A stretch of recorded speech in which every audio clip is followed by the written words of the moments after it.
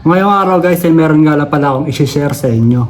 Ngayong araw guys ay pag-uusapan nga pala natin ay ang mga lituntunin o batas kung gusto mo maging certified o class S na tamad. Number 1 sa listahan natin, dapat tanghali ka na gumigising. Ito applicable to kapag nasa bahay ka. Dapat tanghali ka na gumigising. Kasi pare, kapag maaga ka nagising, lalo na kapag weekend, at nakasabay mo gumising ang mga magulang mo, ikaw ang magiging sentro ng utos. Tatawagin ka pa niyan, tipla mo ako ng kape o di kaya bili ka ng tinapay dun sa labas. Bili ka ng ganito o ganyan. Ang nangyayari ngayon, kakasunod mo sa utos, sumisipag ka. Kasi ang aga mo nagising sentro ka na atensyon nila ngayon. Sa'yo ngayon ibabato lahat ng utos. Pangalawa, huwag kang titingin. Dito naman sa rule na to, huwag kang titingin dun sa taong alam mong posible kang utusan. For example na lang yung mama mo naglilinis ng bahay. Ikaw nakaupo ka sa sofa, nakahiga ka. Patingin-tingin ka sa kanya. Kakatingin mo sa kanya, unti-unti kang mapapansin yan. Siyempre tatala ka nga ngayon, magagalit sa'yo kasi puro kahiga. Minsan sisisihin pa yung cellphone sa katamaran mo. O di kaya kung ikaw naman ay tamad pero may malambot kang puso, panonoorin mo siya habang gumagawa ng gawaing bahay. Siyempre maawa ka. Ang tendency ngayon dahil sa awa mo, ikaw na yung gagawa ng ginagawa niya. Inako mo na. Na-break mo na agad ngayon yung second rule. Kaya tatandaan nyo, huwag nyo titingnan ng mga nanay nyo kapag may ginagawa sila. Kasi ang tendency niyan, kung hindi ka tatalakan, ipapasa sa'yo yung ginagawa niya. Don't look back or your mother will be angry. Pangatlong batas sa listahan natin. Magwalang bahala ka, kaibigan. Applicable to sa bahay o sa trabaho o kahit saan.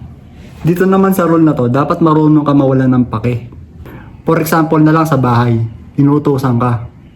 Mag-headset ka, kaibigan. Kakautos nila sa'yo at nagpapanggap kang walang naririnig. Ang tendency niyan, maasar yan at sila na lang gagawa ng inuutos nila. O di kaya ipapasa nila yun dun sa iba na willing gawin yung utos sa trabaho. Sa pang-example sa bahay, kapag may nakita kang hugasin o kalat, pabayaan mo lang. Kasi yung mga bagay na hindi mo ginagawa, may ibang taong gagawa niyan para sa'yo. Huwag ka na magpakapagod, kaibigan. May kasabihan nga tayo. Kung kaya ng iba, pagawa mo sa kanila. Pangapat, ito ang tinatawag na Mayana Rule. Ito applicable to sa mga gamers tsaka mga taong bisibisihan para hindi mautusan. Itong rule na to, gumagana to kapag inutusan ka o may pinagawa sa'yo. Tapos, ang re-response mo, mamaya na yan. Kunwari, yung mama mo, inutusan ka bumili ng toyo sa labas. Naglalaro ka. Ikaw ngayon, dahil tamad ka, magre-response ka ngayon sa mama mo ng, maya naman, tapusin ko muna yung laro. Ngayon, yung nanay mo, dahil hindi makapaghintay matapos yung laro mo bago ka sumunod, siya na lang bibili o iutos niya na lang sa iba.